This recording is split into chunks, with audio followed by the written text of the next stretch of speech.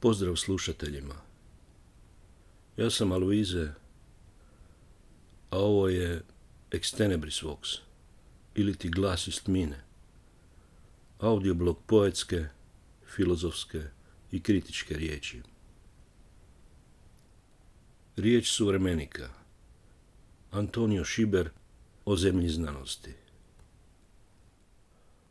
U ovoj epizodi osvrnut ću se na angažirano javno djelovanje Antonija Šibera, teorijskog fizičara, literata, eseista, umjetnika, blogera i društvenog kritičara, jednog od najzanimljivijih i najosebujnijih suvremenih domaćih mislilaca. Rodio se u Zagrebu godine 1972. gdje se i obrazovao sve do doktorata. Već je godinama zaposlen kao znanstvenik u Zagrebačkom institutu za fiziku, a glavna su mu područja stručnog interesa, kako se službeno navodi, biofizika, nanoznanost i fizika meke tvari, te popularizacija znanosti. Osim što svoj doživljaj mikro i makrokozmosa iskazuje i kroz znanstveno-stručnu i kroz proznu i poetsku umjetničku riječ, Antonio Šiber bavi se i akvarelom, fotografijom, računalnom ilustracijom, stripom i glazbom, pa se takvom stvaralačkom širinom približava idealu univerzalna duha. Slovom i slikom on svjedoči svoju duboku povezanost s bliskim ljudima i prirodom, životinjskim i biljnim svijetom, pokazujući izoštreno osjetila i dar zapažanja, razumijevanja i oslikavanja detalja, kao i racionalističku suživljenost s prolaznošću života, s bolešću i neminovnošću smrti. Šiber je ujedno jedan od rijetkih zapaženih intelektualaca iz domaćeg javnog sektora koji se bez zadrške, s popriličnom dozom cinizma, sarkazma i humora usudi kritizirati različite problematične pojave u suvremenom društvu. Od koruptivno interesnih lobija u znanstvenim, akademskim i kulturnim krugovima, marketizacije, privatizacije i politizacije obrazovanja i znanosti, do ubrzanog imovinskog i klasnog raslojavanja, kulta monetizacije, profita i neprestana rasta. Od idiotizacije i birokratizacije struke, antiznanstvenih i pseudoznanstvenih tendencija u javnom prostoru, pa sve do razornog utjecaja nacionalizma i klerikalizma na pojedinca i društvo.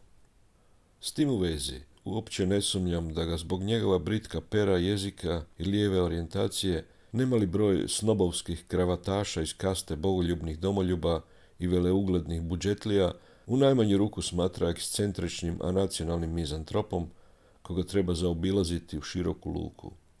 Da i ne spominjem što bi o njemu mogli misliti stanoviti poetski akademici, ti pod navodnicima božanski nadahnuti serijski stihoklepsi, na čije se uratke Šiber u više navrata osvrta u svom inspirativnom, na trenutke urnebesnom audioblogu Otvoreno pismo.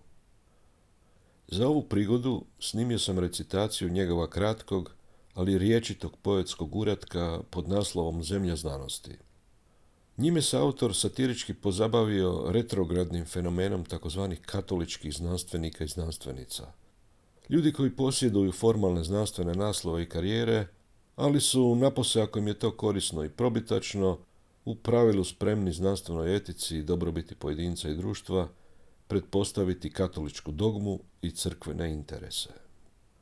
Pokojeg javnog lika i likušu takva profila iz kruga oko famoznoga stožera pamtimo po polarizirajućem djelovanju nakon izbijanja koronavirusne pandemije, kako po otvorenom iskazivanju pokornosti i popuštanju agresivnim antijašima u njihovim obrednim igrokazima, tako i po toleriranju protuznanstvene kampanje u to kritično doba, čak i među pojedinim s njima surađujućim navodnim ekspertima.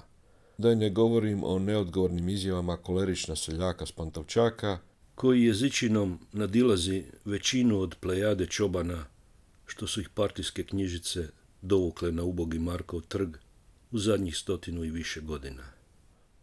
Sve je to, uz već tradicionalnu nižu zdravstvenu i higijensku kulturu ovih prostora, posljedično dovelo do nedavnog urušavanja ozbiljne provedbe protuepidemijskih mjera u Hrvatskoj, a time i do tragično povećane smrtnosti u 2. i 3. godini pandemije, zbog čega je ista u nas prouzročila barem 10.000 preranih smrti, koji su se relativno jednostavno mogle izbjeći.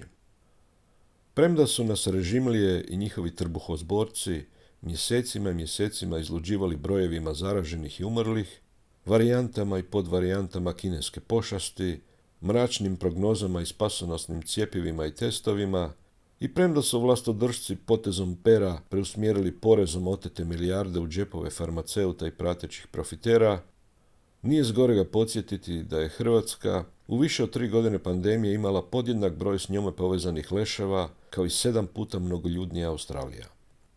Kada bi se pak hrvatska smrtnost od posljedica COVID-19 s ovog nestandardnog primjera na dalekom jugu hipotetski prenijela u europsku Njemačku, fatalnost bi u tom razdoblju ondje bila porasla oko 2,5 puta, što bi na više od 80 milijuna njenih žitelja prouzročilo dodatnih 250 milijuna prerano umrlih. U taj bi zbroj inače stalo cjelokupno gradsko stanovništvo Splita i Rijeke.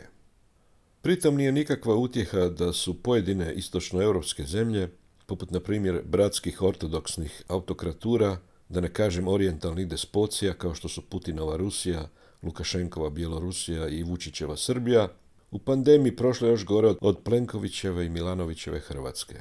Pa su njihovi vlastodržci pribjegli providnom obmanjivanju, odnosno umanjivanju stvarnoga broja tamošnjih izravnih i neizravnih žrtava koronaviroze. Upravo je groteskno, ali kako smo nedavno mogli svjedočiti, ne i bezazleno okružje hrvatskog zdravstva, ministriranoga na kaptolski pogon, potaklo Antonija Šibera na sastavljanje sljedećih redaka, najprije objavljenih 2020. u zbirci Godina kuge, a zatim ponovljenih u ovogodišnjem priručniku za svece. Lako je pojmiti zašto Šibera istodobno i iritira i kritički nadahnjuje agresivna balkanska klerikalizacija, što zadnjih desetljeća buja ruku pod ruku s medijskom moronizacijom. Zemlja znanosti. Davno je prošlo vrijeme praznovjerja, smiješnih rituala i smrtonosnog neznanja. Danas živimo u zemlji znanosti, a znanstveni savjetnici savjetuju vladu i svekoliki puk kako da pristupi i postupi u crkvama i ispovjedaonicama, pred sarkofazima plastificiranih svetaca, u bolničkim kapelama i na školskim satovima vjeronauka. Davno je prošlo vrijeme praznovjerja i svaki naš znanstvenik dobro zna da je pola na njemu, a pola na dragom Bogu. Zato ih i školujemo na vjerskim studijima, da znaju razgovjetno izmoliti Oče naš, kad bude u istinu gusto. Priređeno i snimljeno u rujnu 2023.